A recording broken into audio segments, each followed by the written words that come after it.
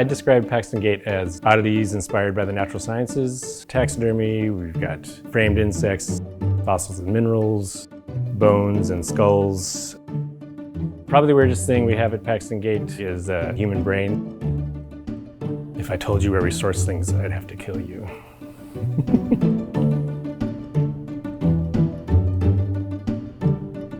An older woman came in and I started to get a little worried as she walked toward the taxidermy mice. I was afraid she would get upset or something. As she approached, she was like, "Oh, here they are," and then pointed them out to her friend. And I was like, "Yeah, see, they got these great mice."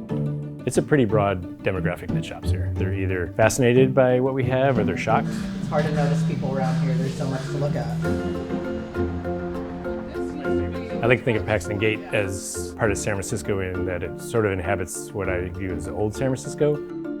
Punk rock bars, cafes, and it seemed like everyone you talked to was an artist. I remember first moving here and everyone you'd meet was from somewhere else and they were here to pursue some dream or passion. What drew me into Paxton Gate originally was its connection to the outdoors.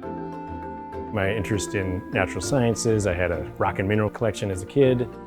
I took over what was a not yet succeeding business. I was like, all right, what do I do here? I just bought a failing business. There have been a number of times that I was like, oh, we're not going to make it through this. This is the end. My wife has learned to take those exclamations with a grain of salt.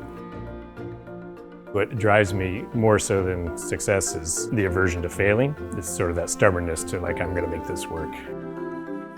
Where Paxton Gate goes from now, I'm still ruminating on that process.